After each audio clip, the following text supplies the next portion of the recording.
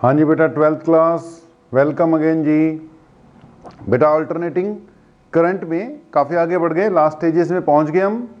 आज का टॉपिक है अपना average power consumed in AC circuits. बेटा एसी सर्किट में एवरेज पावर, जिसका फार्मूला वगैरह खैर न्यूमेरिकल करते वक्त आया भी है, लेकिन अब इसके जो रिजल्ट्स हमने यूज़ किए ना, उसको प्रॉपर डिराइव वगैरह करते हैं। बोर्ड एग्जाम के लिए कैसे कैसे क्वेश्चन आ सकते हैं वो डिस्कस करते हैं।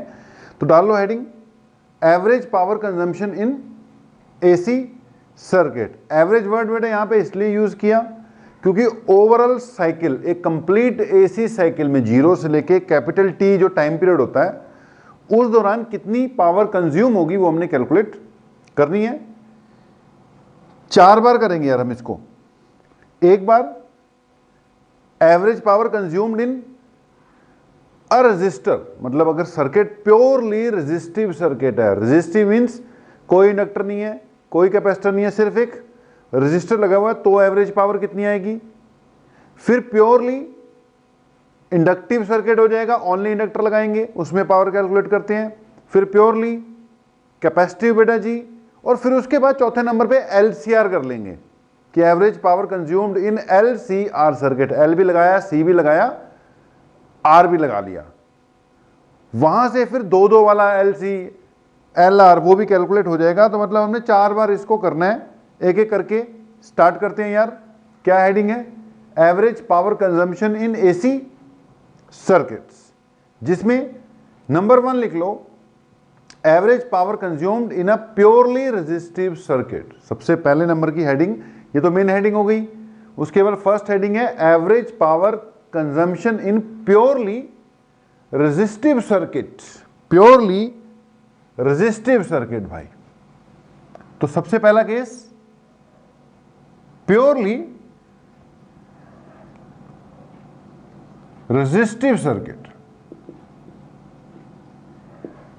Purely resistive. दैट मीन्स ये हमारा सर्किट है भाई कोई, जिसमें सिर्फ और सिर्फ एक रेजिस्टर लगा है, उसके अक्रॉस ऑल्टरनेटिंग सप्लाई दे दी हमने। स्टार्टिंग होगी बेटा, जबरदस्त लिखते चले जाओ। Let E equal to E not sine omega T. ये क्या है भाई? इंस्टेंटेनियस वोल्टेज है ना। ये क्या है आपकी? Instantaneous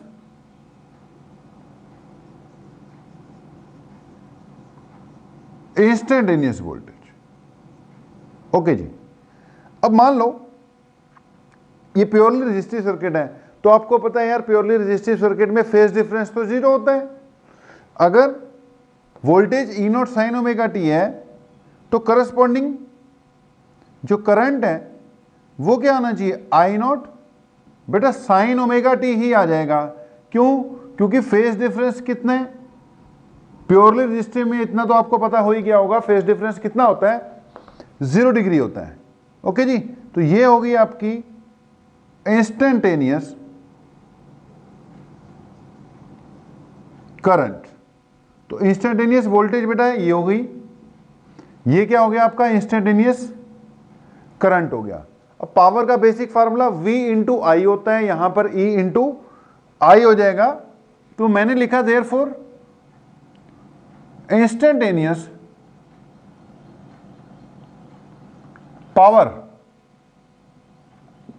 is given as power equal to V into I, यहां पर E इंटू आई हो गया। यानी बेटा जी पावर इक्वल टू E की जगह क्या आ जाएगा? E naught sine omega T, I not sine omega T, E not I naught क्या हो गए? मल्टीप्लाई हो जाएंगे। तो ये बन जाएगा आपका E not I not sine omega T. Sine omega T बेटा जी क्या हो जाएगा आपका? Sine square omega T. ये हो गया साइन स्क्वायर ओमेगा टी हो गया। ओके, ध्यान देना बेटा। अब E not I not sine square omega T, ठीक है। पावर को मैंने क्या लिख देना है अब अगले स्टेप में? D W by D T. ये हो गया D W by D T. भैया इंस्टेंटेनियस पावर है ये, इंस्टेंटेनियस पावर। अब इंस्टेंटेनियस पावर को डब्ल्यू बाई टी नहीं, D W by D T लिखते हैं। ओके, यहां से क्या हुआ, D W equal to E not I not sine square omega T into D T. अब जाहिर सी बात है, इसके बाद बोथ साइड क्या करनी होगी, इंटीग्रेशन करनी होगी। इंटीग्रेशन में ई नॉट आई नॉट कांस्टेंट है, बाहर आ जाएंगे। ये बन जाएगा sign square omega T D T. Zero से लेके कैपिटल टी तक भैया हमने इसकी क्या करनी है, इंटीग्रेशन करनी है। अब पहले भी बताया होगा, साइन स्क्वायर थीटा की इंटीग्रेशन डायरेक्टली नहीं होनी, आपको इसको कन्वर्ट करना पड़ेगा। बेटा मेडिकल स्टूडेंट्स के लिए मैं सारे फार्मूले दोबारा लिख देता हूं, वैसे नॉन मेडिकल वालों को पता ही होगा इसको cos 2 थीटा के टर्म्स में कैसे कन्वर्ट कर सकते हैं। फिर भी हमने पहले आपको बता रखा है बेटा, कहीं पे भी cos 2 थीटा हो तो ये होता है cos square theta minus sign square theta. Okay, इसी को अगर मैं साइन स्क्वायर थीटा की बजाय 1 minus cos square theta put कर दो, क्योंकि इतना तो पता होगा ना सबको, 10th में पढ़ा होता है, साइन स्क्वायर थीटा की जगह 1 minus cos square theta put कर दूं तो ब्रैकेट में माइनस है, प्लस हो जाएगा cos square theta plus cos square theta 2 cos square theta minus 1 आ जाएगा। और अगर यहीं पर मैंने कॉस स्क्वायर थीटा की जगह 1 minus sign square theta put कर दिया होता तो ये बनता 1 माइनस 2 साइन स्क्वायर थीटा। बेटा ये 2 फार्मूले 3 फार्मूले पहले भी मैंने बताए, फिर से बता देता हूं। अब ये वाले का यूज कर कर हम यहां पर साइन स्क्वायर थीटा की वैल्यू पुट कर सकते हैं, क्योंकि बेटा साइन स्क्वायर थीटा ने ऐसे इंटीग्रेट नहीं होना था। तो यहां से आप समझ सकते हो, ये इधर आ गया 2 साइन स्क्वायर थीटा, ये साइन स्क्वायर थीटा हो गया, ये इधर आया, ये बनेगा cos 2 theta minus 1 divided by 2। बेटा ये 2 साइन स्क्वायर थीटा इधर आया था, sine square theta equal to ये cos 2 थीटा, ये इधर आ गया 1 माइनस cos 2 थीटा बनेगा, 1 minus cos of 2 theta divided by 2 बनेगा। चेक कर लेना भाई, 2 साइन स्क्वायर थीटा इधर आ गया, 1 माइनस कॉस 2 थीटा उधर गया, वो 2 नीचे ले गए। तो बेटा ये मैंने आप लोगों के लिए बताया, एग्जाम में ये नहीं लिख के आना। एग्जाम में साइन स्क्वायर थीटा जो ये आया है उसकी बजाय डायरेक्ट क्या लिख देना है आपने, 1 minus cos 2 theta divided by 2 लिख देना है भाई।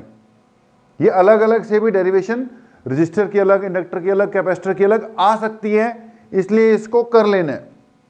तो work equal to E not I not sine square omega T D T था, साइन स्क्वायर ओमेगा टी की जगह क्या पुट करने जा रहे हो आप, 1 minus cos 2 theta divided by 2 direct ही लिखना है। यहां चलो मैंने लिख के बता दिया, तो ये बन गया E not I not integration, यहां आ गया 1 minus cos 2 theta divided by 2।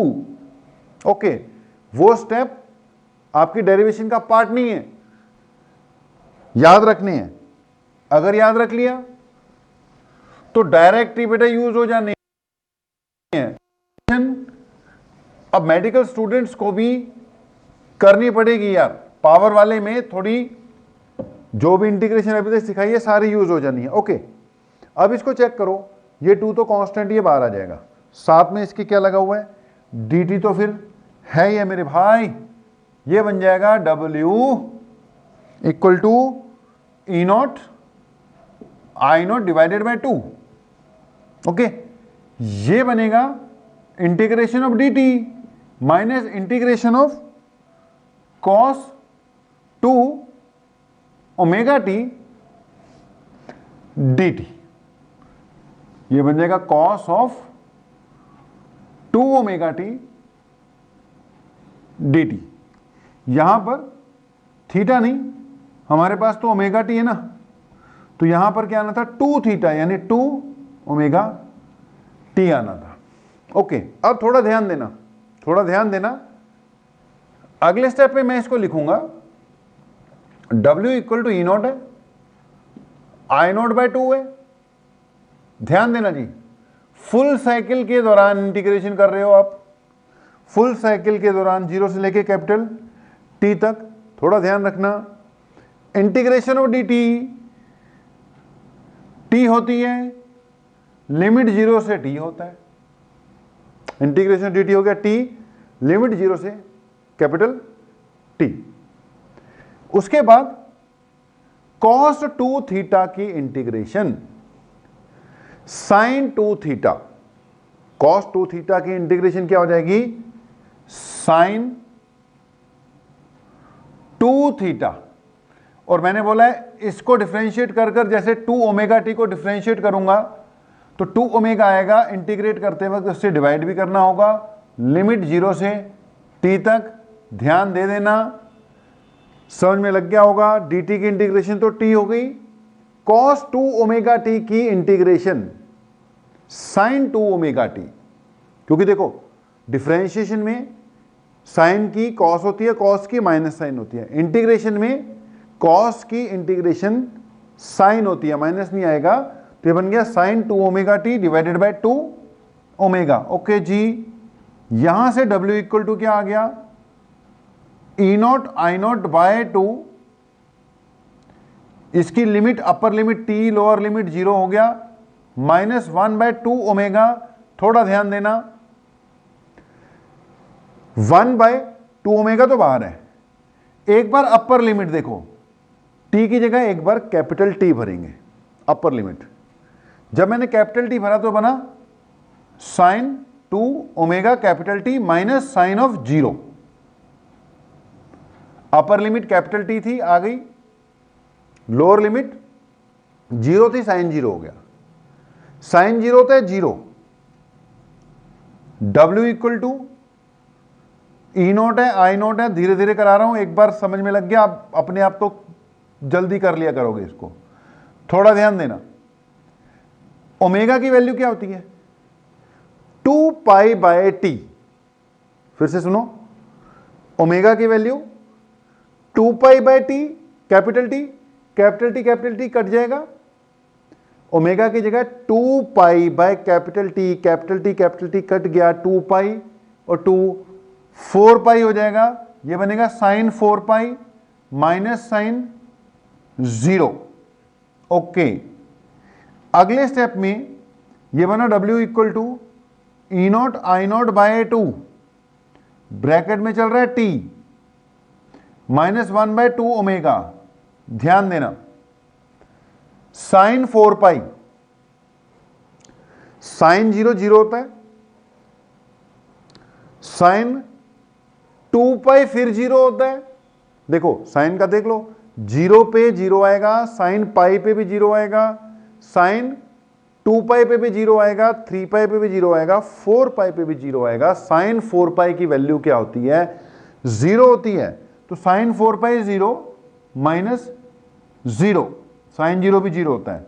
यहां से W इक्वल टू क्या आ गया, E not I not by 2, यहां पे सिर्फ कैपिटल T बचेगा। ये पूरी की पूरी टर्म तो क्या हो गई, 0 ही हो गई। ये पूरी टर्म क्या हो गई भाई, 0 ही हो गई है। ठीक है जी, तो रिजल्ट क्या आता है, W इज इक्वल टू, ने सॉल्व किया तो बेटा रिजल्ट क्या बना अपना, W is equal to E not I not by 2 into capital T आ गया। बस मिटा दें इसको जरा,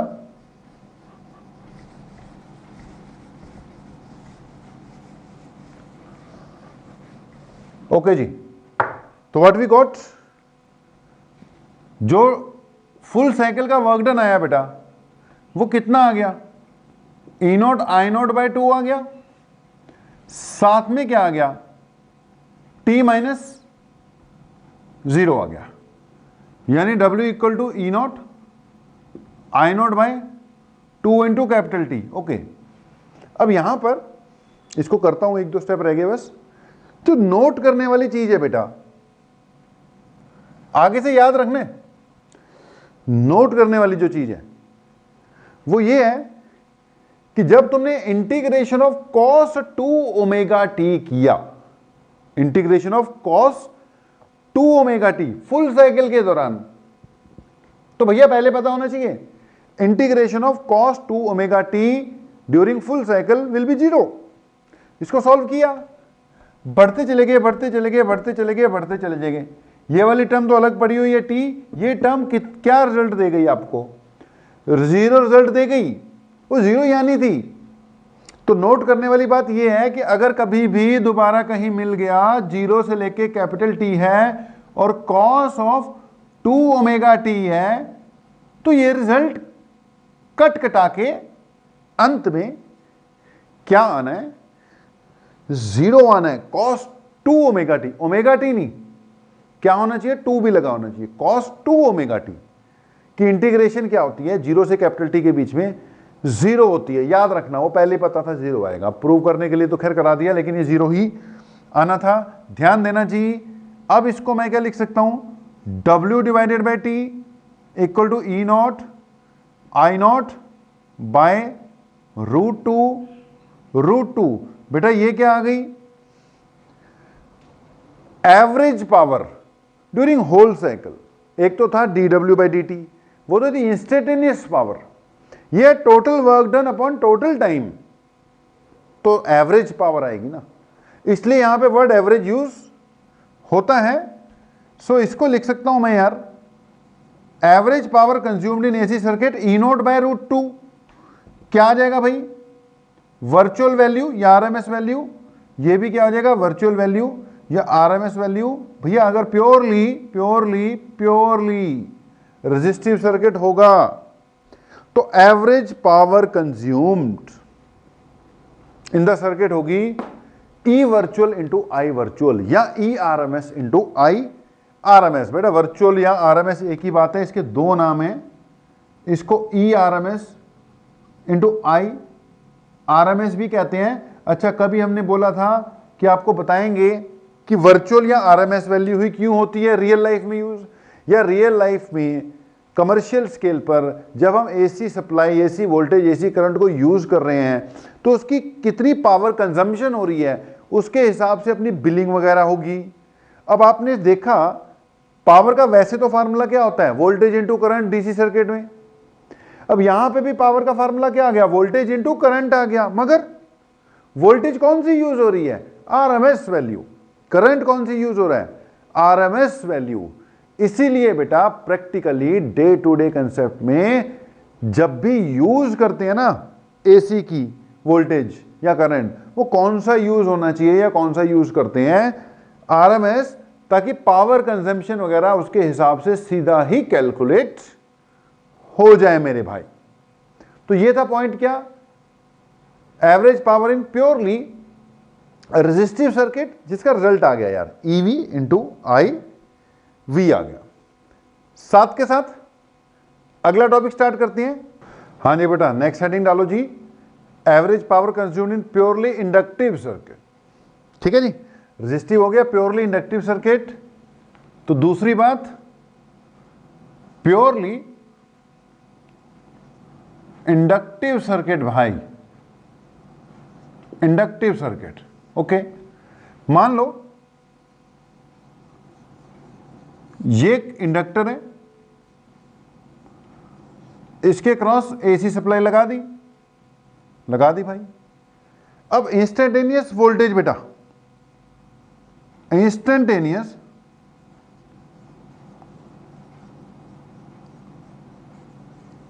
वोल्टेज, ये फिर वही बात ई नॉट साइन ओमेगा टी। ठीक है, instantaneous voltage E not sine omega T. तो इस वक्त फिर इंस्टेंटेनियस करंट बेटा जी क्या होगा? That will be I equal to I not sine omega t minus pi by 2। क्यों? क्योंकि फेज डिफरेंस 90 डिग्री होता है, वोल्टेज लीड करती है। अब वोल्टेज को क्या लिखा तुमने? ई नॉट साइन ओमेगा टी तो इसको क्या लिखना चाहिए, आई नॉट तो चलो आएगा आएगा sign omega t minus pi by 2। भैया करंट लैग करता है, वोल्टेज लीड करती है इंडक्टर में। ओके, तो फेज डिफरेंस कितना था हमारे पास, पाई बाय 2 था, उसके हिसाब से ये रिजल्ट आ गया।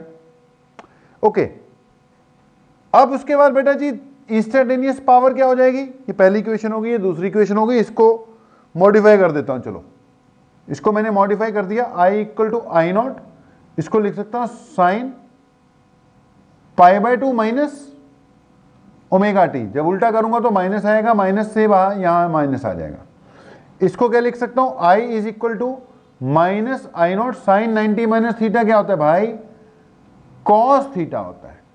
इसको लगा ले दूसरी, ठीक है नहीं। तो ये इंस्टेंटेनियस वोल्टेज है, ये आपका क्या हो गया, इंस्टेंटेनियस करंट आ गया। 90 डिग्री का फेज डिफरेंस है भैया, एक साइन में कॉस में आना ही था। लिख लो जी, देयरफॉर इंस्टेंटेनियस पावर, ठीक है जी। जो इंस्टेंटेनियस पावर है वो दोनों को मल्टीप्लाई करना पड़ेगा, इन दोनों को मल्टीप्लाई कर दो, माइनस है चलो उससे कोई दिक्कत होने नहीं वाली मेरे को। ये ई नॉट आ गया, ये आई नॉट आ गया, ये बना साइन थीटा, ये क्या बन गया बेटा cos theta. E not I not आएगा आएगा, माइनस मैंने लगा दिया, ये बन जाएगा sine omega T cos omega t. Okay, आगे बना P equal to minus E not I not sine omega T cos omega t. यार मैंने 2 से डिवाइड किया, 2 से मल्टीप्लाई किया, sine omega T cos omega T.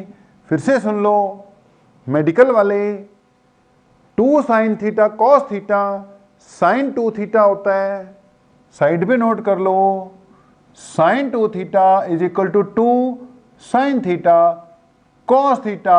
जैसे कॉस 2 थीटा के मैंने फार्मूले लिखाए, वैसे साइन 2 थीटा का भी स्पेशल फार्मूला चलता है, पहले भी बहुत बार हुआ लेकिन फिर भी हम लिख देते हैं। तो ये हो गया 2 साइन थीटा कॉस थीटा, बन जाएगा साइन 2 थीटा। तो ये बन गया जी minus E not I not by 2 sine theta cos theta बन गया sine of 2 theta, 2 sine theta cos theta बन जाएगा साइन ऑफ 2 थीटा, यानी साइन ऑफ 2 ओमेगा टी।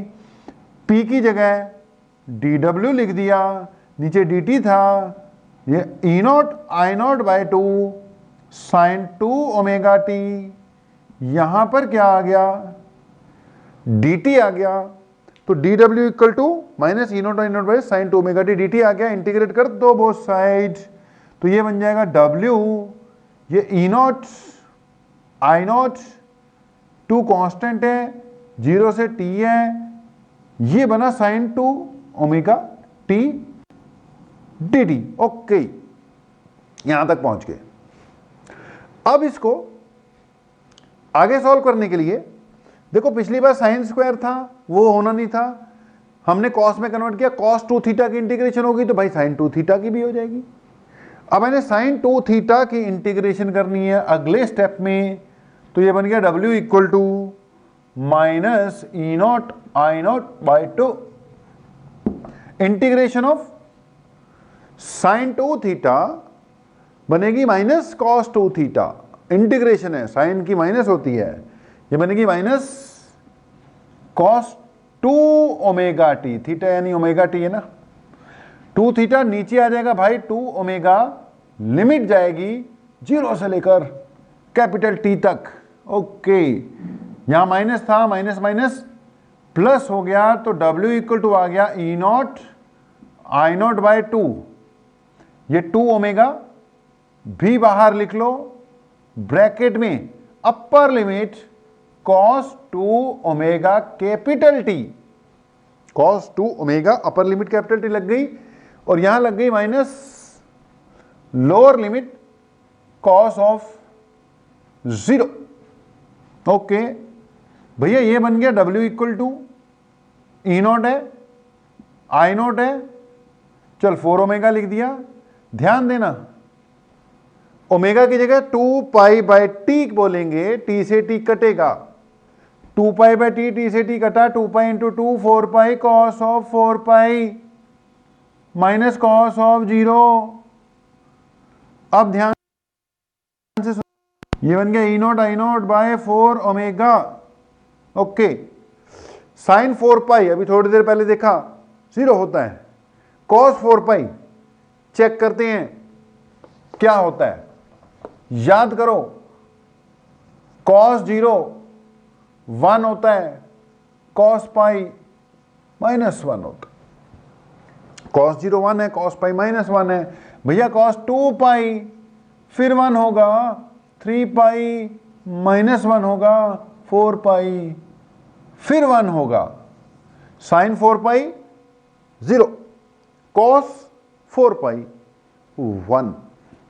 तो कॉस 4 पाई की जगह 1 आया, कॉस 0 की जगह भी 1 आएगा, 1 माइनस 1 0 होगा, सब कुछ 0 होगा, सब कुछ ही 0 होगा। भाई work done during whole cycle 0 हुआ, तो average power consume during whole cycle भी 0 होगी। मतलब इंडक्टर के केस में average power consumed during whole cycle 0 होती है, 0 ही होती है, तभी इंडक्टर का यूज होता है एसी सर्किट्स में, क्योंकि पावर कंजम्पशन इसकी क्या है, 0 है। याद रखना है, पावर कंजम्पशन क्या है, 0 है। तो आ गया रिजल्ट, फाइनल, खत्म है कहानी कि average power consumption is equal to 0 in case of a purely inductive circuit. कई बार बेटा ऐसे क्वेश्चन आ जाएगा कि obtain expression for average power consumed in a purely inductive circuit, वो बताएगा नहीं, 0 है, 0 आ जाएगी। कई बार ऐसे आ जाता है क्वेश्चन कि prove that average power consumption in a purely inductive circuit is 0। अब देख लेना 2 या 3 नंबर का क्वेश्चन है, तो ऐसे जिस तरीके से मैंने करवाया है पूरा करके दिखाना है। अगर एक ही नंबर का हो कि prove that average power in purely inductive circuit is 0, तो फिर जब फाइनल रिजल्ट आ जाएगा ना आगे एलसीआर का, वहां से करके दिखा दिया करेंगे एक नंबर के हिसाब से। लेकिन 2 या 3 नंबर में इतना पूरा करके दिखा देना, तो ये टॉपिक खत्म हो गया। इसमें एक नोट करने वाली बात निकल कर आती है, वो ये निकल कर आती है कि जब हमने integration of sine 2 omega T किया, तो उसका एंड रिजल्ट क्या आ रहा है, 0। थोड़ी देर पहले हमने integration of cos 2 omega T की थी, cos 2 ओमेगा टी की इंटीग्रेशन 0 आई थी, sin 2 ओमेगा टी की भी इंटीग्रेशन 0 ही आ रही है। तो यार इस चीज को थोड़ा सा नोट कर कर रख लो कि integration of sin 2 omega T is equal to 0 and integration of cos 2 omega t is equal to 0। sin 2 omega t या cos 2 omega t दोनों की इंटीग्रेशन बेटा जी क्या आती है, 0 आती है। ये अपना साइड पे नोट कर कर रख लो कि integration of sin 2 omega t कभी भी मिल जाए 0 से t के बीच में, तो इसका अंत रिजल्ट 0 आएगा, आखिरी नतीजा 0 होगा। कभी भी cos of 2 omega t with respect to t मिल गया, तो इसका भी आखिरी नतीजा 0 होगा। ये याद कर कर रख लो जी, काम आएगा। बहुत बार हमें डायरेक्ट ही यूज करना पड़ेगा, sin 2 ओमेगा टी आ गया, ले भैया 0, cos 2 ओमेगा टी की इंटीग्रेशन आ गई, ले भैया 0। तो 2 टॉपिक हो गए बेटा, इंडक्टर की पावर 0, कैपेसिटर की power EV into IV into cos phi. तीसरी बात भी लिख लो, average power consumption in purely capacitive circuit, average power consumption in purely capacitive circuit. मतलब हमारे पास सर्किट में एक कैपेसिटर लगा हुआ है बेटा, हेडिंग डाल लो, हम इसको साफ कर देते हैं तब तक। Average power consumption in purely capacitive circuit मेरे भाई, प्योरली कैपेसिटिव सर्किट्स। ओके, लिख लो जी। अब तक तो चल ही गया, पता है कैसे करना है कि जी ये एक प्योरली कैपेसिटी सर्किट है, हेडिंग डाल लेना, मैंने अब लिखा नहीं ऊपर। ये क्या हो गया कैपेसिटर, ये हो गया E is equal to E not sine omega t, E is equal to E not sine omega t हो गया मेरे भाई। ये होगी इंस्टेंटेनियस वोल्टेज, इंस्टेंटेनियस वोल्टेज या ईएमएफ। अब बेटा यहां फिर वही बात, फेज डिफरेंस क्या होता है, पाई बाय 2 होता है। और लीड कौन करता है, लीड करता है करंट। तो इससे क्या हुआ, I equal to I not sine omega T plus pi by 2, I is equal to I not sine omega T plus pi by 2 आ गया। ठीक है जी, अब ये आ गया I not sine omega T plus pi. भैया करंट लीड करता है, करंट लीड करता है मेरे भाई। ओके, ये इंस्टेंटेनियस वोल्टेज यहां लिख लिया करो, ये हो गया इंस्टेंटेनियस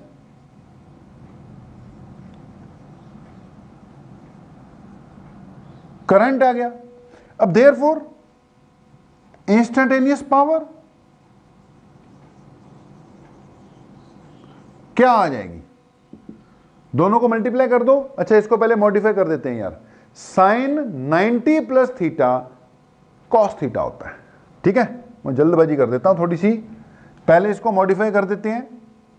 ये बन गया I equal to I not sine 90 plus theta cos theta, तो बन गया कॉस ओमेगा टी। इसको लिखो यार, दूसरी इक्वेशन, ये इंस्टेंटेनियस करंट हो गया। देयरफॉर इंस्टेंटेनियस पावर, बेटा दोनों को मल्टीप्लाई कर दो। अब तो पता ही है, खींचते चले जाओ, खींचते चले जाओ, ज्यादा भी मत खींचना। अगली बात आ गई इंस्टेंटेनियस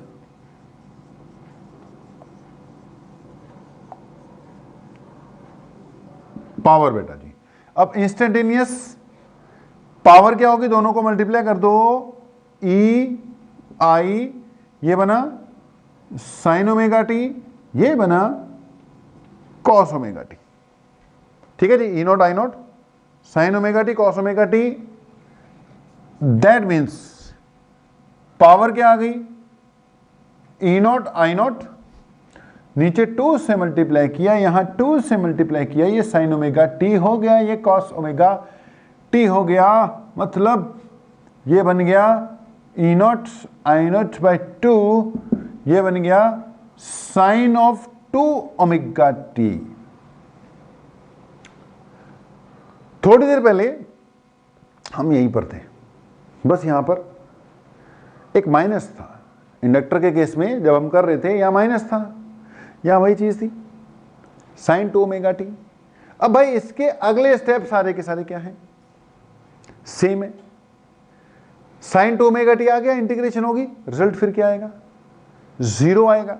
तो सारे के सारे रिजल्ट इसके बाद सारे स्टेप सेम होंगे। इसकी जगह D W by D t होगा, ई नॉट होगा, आई नॉट होगा, 2 होगा, साइन 2 ओमेगा टी भी होगा। यहां से ये W हो जाएगा, ये इधर जाके integration of E not I not by 2 sine 2 omega T D t होगा। मतलब W equal to E not I not by 2 integration of sine 2 omega T D t होगा, 0 से लेके t तक। वैसे तो यहीं पे पता लग चुका है कि इसका उत्तर भी 0 आने वाला है।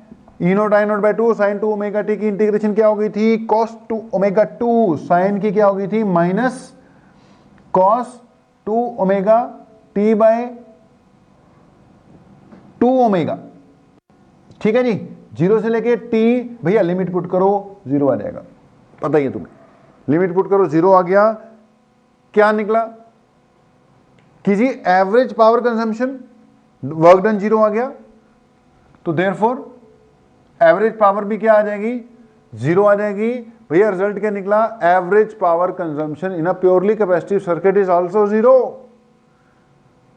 तो ये 3 बातें याद रखनी है भाई, average power consumption in a purely inductive circuit 0, purely capacitive circuit 0, purely resistive circuit EV into IV। ज्यादा बात को खींचते नहीं है, बस समझ लो, अगली बात पे जा रहे हैं, average power consumed in a purely LCR circuit. जी बेटा यार, अब आज की सबसे मेन हेडिंग लिख लो यार, average power consumption in a series LCR circuit. कल्ले कल्ले वाला कर लिया हमने, अब तीनों इकट्ठे लगा दो, L, C एंड R, देखते हैं क्या रिजल्ट आता है। डेरिवेशन थोड़ी लंबी जाएगी, लेकिन कोई बात नहीं, करते करते कई कुछ सीखेंगे हम। So average power consumption in a series LCR circuit, बेटा जी ध्यान देना, मान लो डायग्राम बनाने की वैसे जरूरत नहीं होती, फिर भी चलो बना लो, कि मान लो एक L, C और R सर्किट है जी, ऑल्टरनेटिव करंट सप्लाई इस पे लगा रखी है, L, C एंड R। ध्यान देना बेटा, let E is equal to E0 sine omega T. फिर वही बात, ये क्या है हमारी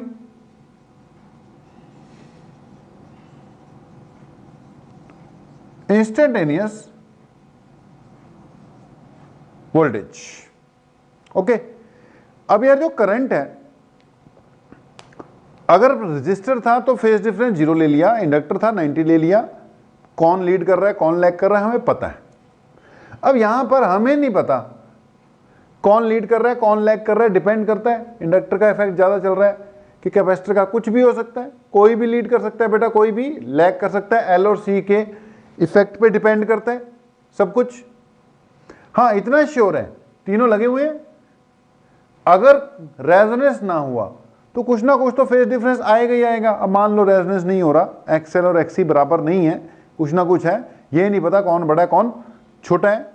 मान लेते हैं कि इनके बीच में इस वक्त जो फेज डिफरेंस है वो कितना है मेरे भाई, 5 है, फेज डिफरेंस इज 5।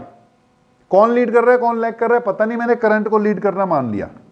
तो अगर इंस्टेंटेनियस वोल्टेज ये है, then I is equal to I0 sine omega t. अब +5 ले रहा हूं मैं, माइनस भी रख सकते हैं प्लस भी रख सकते हैं, दोनों से रिजल्ट सेम आएगा, लीड कर रहा है लैग कर रहा है आइडिया नहीं है, इसलिए मैंने अब मान लिया करंट क्या कर रहा है, लीड कर रहा है, +5। अब ओमेगा टी है ना, साइन A प्लस B का फार्मूला लगाना बढ़िया रहेगा। ओके, ये फर्स्ट इक्वेशन है, सेकंड इक्वेशन डन। अगली बात, now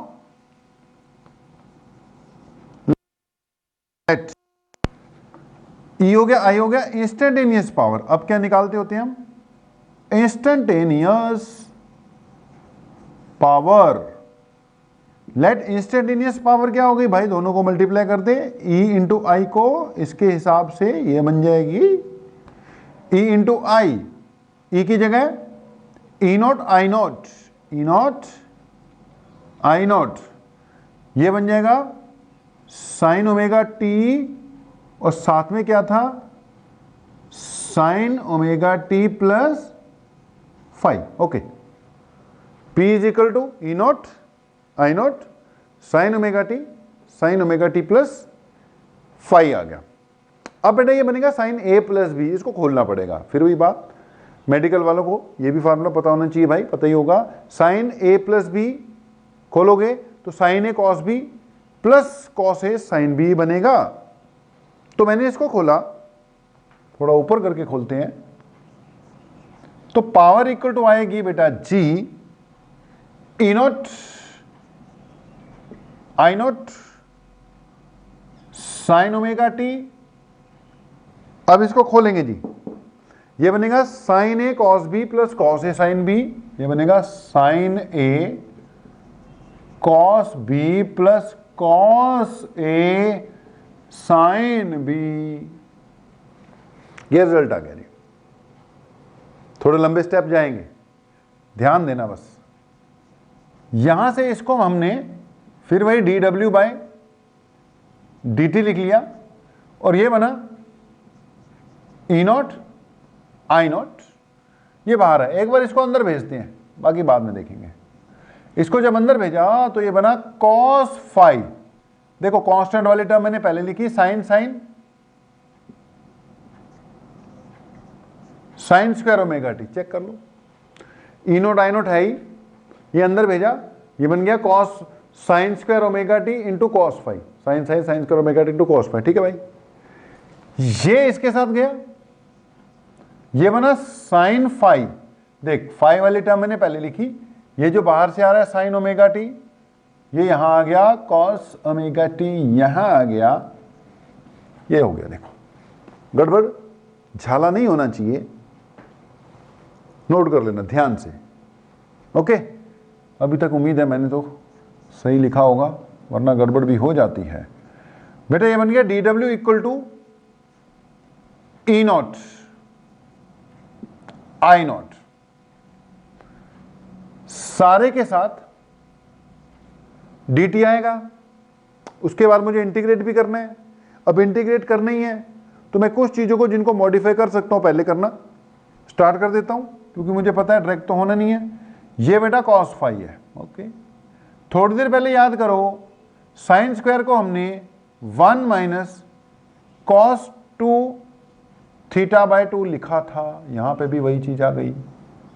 sine square theta is equal to 1 minus cos 2 theta by 2, resistor वाले केस में हमने यूज किया था, प्लस ये बन गया साइन फाई।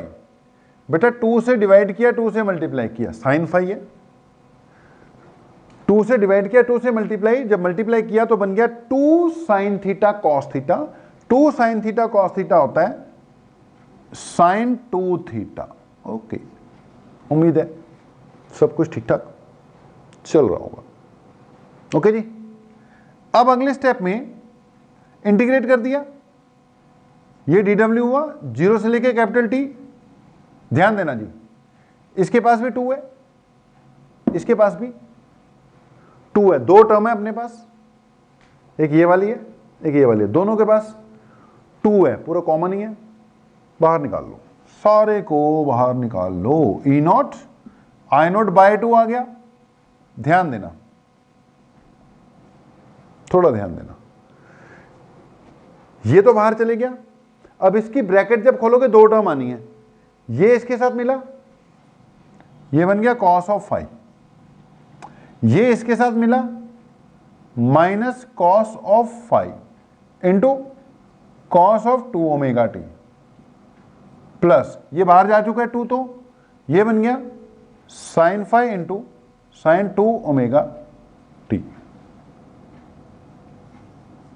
ओके, सबके साथ डी टी। ओके, इंटीग्रेशन कर दी हुई है मैंने, तो इंटीग्रेशन भी करवानी थी। इंटीग्रेशन में अब सबकी इंटीग्रेशन होनी है मेरे भाई। ये cos phi into 2 omega t, 3 terms है बेटा, 1 2 3, डी टी सबके साथ है। अभी इंटीग्रेशन यहां लगा दी मैंने 0 से लेके टी, क्योंकि डी टी बाहर पड़ा हुआ है, तो इंटीग्रेशन भी बाहर लगा दी। अब सबकी कल्ले की इंटीग्रेशन करते हैं। यार ये डी डब्ल्यू की इंटीग्रेशन तो हो गई डब्ल्यू। ओके, ये तो बन गई डब्ल्यू, ये बन गया E not I not by 2। Okay, अब अगली बात, ये इंटीग्रेशन इसके साथ जाएगी, वो डी टी अंदर आएगा, तो ये बन रहा है इंटीग्रेशन ऑफ कॉस फाई साथ में d T minus integration of cos phi cos 2 omega T 0 से टी साथ में डी टी, प्लस ये बन रहा है integration of sine phi sine 2 omega साथ में dt। ठीक है जी, ये सिचुएशन। अब अगली बात, अगर इसको थोड़ा सा ध्यान से देखते हो, लंबे स्टेप है, एक बार जरा ऊपर की जगह भी साफ कर ली जाए। ये मिटा देते हैं भैया, नोट करते रहना, बिल्कुल नोट करते रहना। ये भी मिटा देते हैं यार, ये भी अब मिटा ही देते हैं, मिटा दिया। ओके, अब जो भी बेटा रिजल्ट आया उसको एक बार लिखो ध्यान से। रिजल्ट आया अपने पास, ये W आ चुका है, E0 I0 बाय 2 आ चुका है। यहां पर cos फाई बाहर आ गया, इंटीग्रेशन ऑफ dt आ चुका है, रिपीट ही कर रहा हूं, माइनस बेटा cos फाई तो कांस्टेंट है, बाहर आ गया, integration of cos 2 omega t आ गया, 0 से लेके कैपिटल T तक,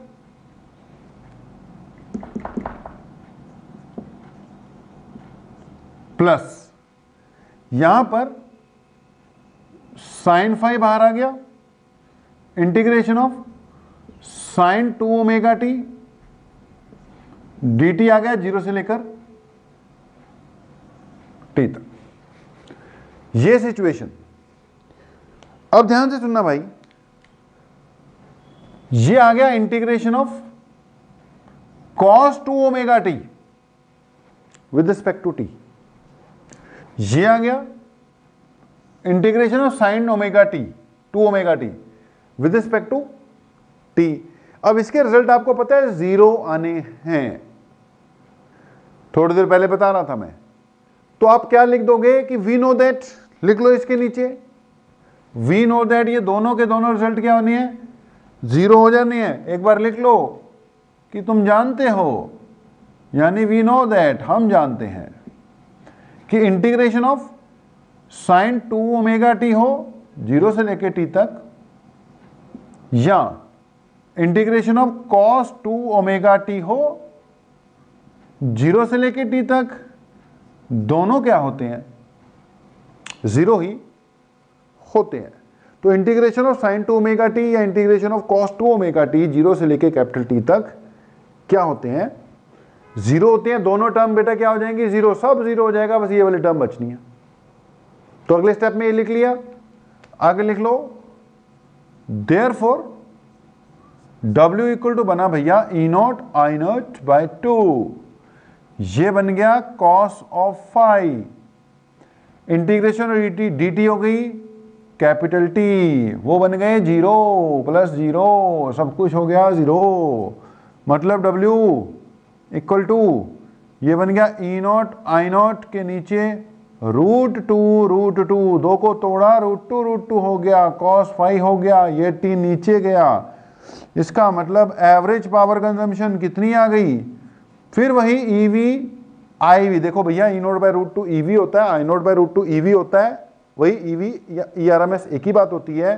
साथ में क्या आ गया, cos ऑफ फाई आ गया, कर कराकर फाइनली यार कहां तक पहुंच गए हम लोग कि average power consumption in purely नहीं, series LCR circuit is EV into IV into cos of phi. तो ये अपना क्या है यार, फाइनल रिजल्ट है, average power is equal to EV into IV into cos of phi.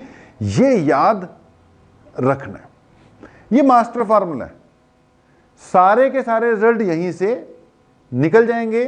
तो आप अपने स्टेप चेक करो, रिजल्ट आ गया EV IV cos फाई, कुछ डिस्कशन अभी बाकी है, वो भी मैं साथ के साथ करवा ही रहा हूं। तो बेटा एवरेज पावर हो गई EV into IV into cos phi. अब इसमें जो cos फाई है ना, cos फाई, जो टर्म cos फाई है बेटा जी, that is called power factor of the AC circuit cos phi बेटा जो टर्म है that is called power factor of the AC circuit. तो अगले भैया 10 मिनट की कुछ बहुत इंपॉर्टेंट क्या है डिस्कशन है, इसको भी थोड़ा ध्यान देना, ठीक है, इसको थोड़ा ध्यान देना, काफी इंपॉर्टेंट डिस्कशन रहेगी बेटा अपने लिए। क्या निकाल लिया यार हमने पावर का formula, EV into average power कितनी आ गई, E V into I V into cos of phi. Okay, अब ये जो रिजल्ट है ना भाई, इसमें जो कॉस फाई है ना, ये ई वी आई वी पता ही है तुम्हें क्या चीज है। जो कॉस फाई टर्म है ना, स्पेशली फाई नहीं, कॉस फाई मिलकर जो कॉस फाई टर्म है specially, it is called power factor. Cos phi को क्या कहते हैं बेटा, power factor of the AC circuit. इसको कहा जाएगा power factor of AC circuit, ठीक है जी। अब आपको पता है यार, अगर प्योरली रेजिस्टिव होता तो वहां पे फाई कितना आता है, 0। बेटा प्योरली इंडक्टिव होता तो फाई 90 डिग्री आता है ना। प्योरली इंडक्टिव यानी सिर्फ इंडक्टर है तो फाई कितना आ जाता, 90 डिग्री है, पाई बाय 2। और प्योरली कैपेसिटिव सर्किट के केस में फाई कितना आ जाता, फिर वही पाई बाय 2। ध्यान देना, प्योरली रेजिस्टिव सर्किट के केस में इसका मतलब जो पावर फैक्टर है, पावर फैक्टर जो कॉस फाई है बेटा, पावर फैक्टर, ओके। तो प्योरली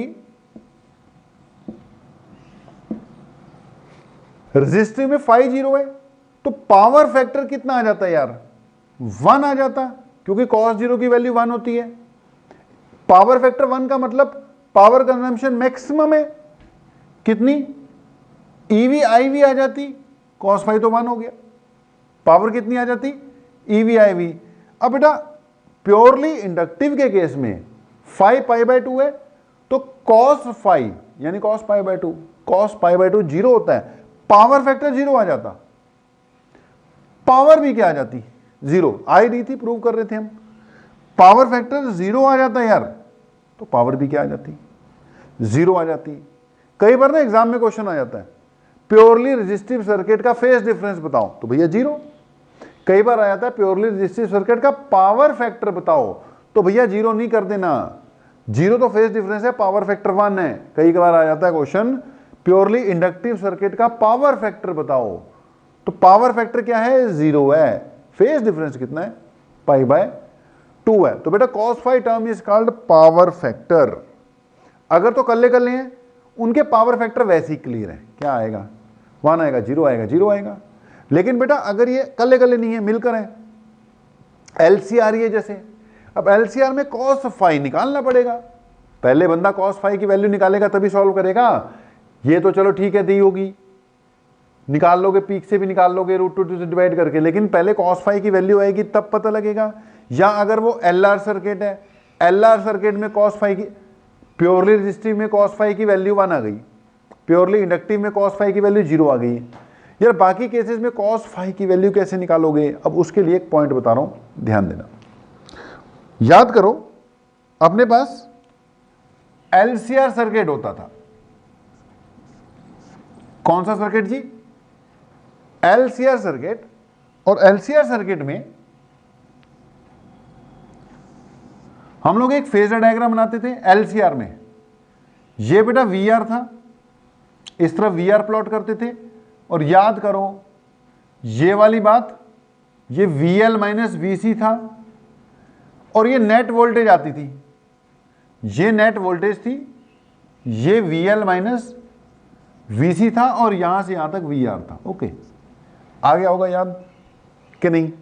और इनके बीच में फेज डिफरेंस जो था वो कितना था मेरे भाई, 5 था। 5 इनके बीच का क्या था, फेस डिफरेंस था। अब बेटा इसको मैं VL को I XL माइनस XC लिख सकता हूं। देखो भैया वोल्टेज होती है I इंटू रेजिस्टेंस या इंपेडेंस, तो VL की जगह I XL बहुत बार किया हुआ है। इसको मैं I इंटू जेड लिख सकता हूं भाई, और इसको मैं I इंटू R लिख सकता हूं। फेस डिफरेंस तो वही रहेगा। अब इसके हिसाब से अगर इसको मैं दोबारा बना दूं तो ये IZ है, ये I XL माइनस XC है, और ये I इंटू R है। फेस डिफरेंस 5 है। यार जब मैं रेशियो ले रहा हूंगा, रेशियो वगैरह, तो I तो कैंसिल, मान लो tan फाई निकालना है तुमने, cos फाई निकालना है, तो रेशियो लोगे तो I तो वैसे ही कैंसिल हो जाएंगे। तो इसी को मैं सेम चीज है ऐसे भी लिख सकता हूं, या जेड लिख लेता हूं, या XL माइनस XC लिख लेता हूं, या R लिख लेता हूं, ये 5 हो गया। अब ये वोल्टेज की बजाय इंपेडेंस के टर्म्स में ट्रायंगल बन गया ना अपना, इसको वैसे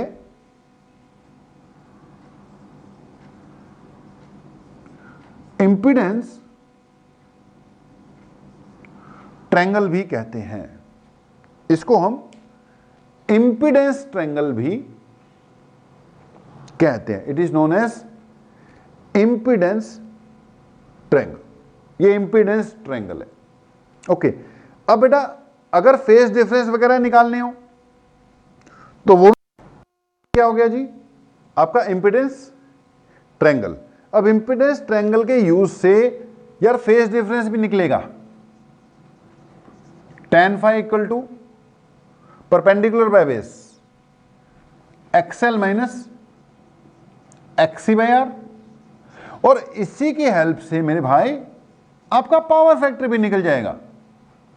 पावर फैक्टर क्या आ गया, cos फाई। cos फाई क्या होता है, बेस अपॉन हाइपोटेन्यूज। भैया बेस कितना है R, हाइपोटेन्यूज कितनी है Z, तो cos फाई की जगह R बाय Z आ गया। cos फाई क्या आ गया, R बाय Z आ गया। मतलब यार जो पावर है ना EV into IV into cos phi थी, इसको सिंपली क्या लिख सकता हूं मैं, EV into IV into R by Z भी लिख सकता हूं। ठीक है, EV into IV into R by Z। बाकी सारे रिजल्ट उसी से क्या किए जा सकते हैं, ऑब्टेन किए जा सकते हैं मेरे भाई। जैसे अगर अपना सर्किट कैसे होता, प्योरली रेजिस्टिव। ठीक है, प्योरली रेजिस्टिव। अब प्योरली रेजिस्टिव में मान लो प्योरली रेजिस्टिव होता, ओनली R है। ठीक है, ओनली R के केस में Z किसके इक्वल आएगा, R के इक्वल। Z R के इक्वल आएगा, R तो है ही है, R बाय R 1 हो जाएगा। इसलिए पावर फैक्टर कितना आ जाएगा, 1 आ जाएगा। ओके, और पावर कितनी आ जाएगी, EVI भी आ जाएगी। अगर ये प्योरली इंडक्टिव होता, प्योरली इंडक्टिव, और प्योरली इंडक्टिव के केस में Z का ओवरऑल फार्मूला वैसे अपने पास क्या होता है, under root XL minus XC का whole square plus R square आता है ना बेटा। तो प्योरली इंडक्टिव होता है, प्योरली इंडक्टिव, तो ऊपर तो R है। ठीक है जी, XC है नहीं है, ये R की वैल्यू क्या आ जाती है, 0। R की वैल्यू 0, XL की जगह XL, Z इक्वल टू क्या आ जाता, XL आ जाता। अब Z इक्वल टू आ जाता XL, लेकिन प्योरली इंडक्टिव है ना मेरे भाई, R तो है ही नहीं सर्किट में। जब R सर्किट में है ही नहीं है, पिछली बार तो R था ना, तो यहां पे R आ गया, नीचे R ऊपर R कट गया। अब ये प्योरली इंडक्टिव है, नीचे तो चलो एक्सेल आ जाएगा, ये नहीं है ये नहीं है, नीचे तो एक्सेल आ जाएगा, लेकिन ऊपर आर है ना, आर तो है ही नहीं, वो जीरो आ जाएगा। वो जीरो आ जाएगा तो आपका पावर फैक्ट्री क्या आ जाएगा, जीरो आ जाएगा, उससे पावर ही क्या आ जाएगी, जीरो। प्योरली कैपेसिटिव हो जाएगा, नीचे चल जेड की जगह एक्स ही आ जाएगा, यार ऊपर तो आर भरना है ना, आर है ही नहीं, जीरो आ जाएगा, जीरो आ गया, जीरो आ गया। जो मर्जी सर्किट हो, अगर ये एल सी आर है तो जेड की जगह पूरी वैल्यू पुट कर देना निकालकर, आर की वैल्यू जो होगी वो पुट होगी। अगर ये एल आर सर्किट है, एल आर, तो आर तो है ही है ऊपर, नीचे सी नहीं है, बस root XL plus R square आ जाए, मतलब जो भी जेड है ना यार निकाल के नीचे पुट कर देना, उससे आपकी वैल्यू कैलकुलेट हो जाएगी।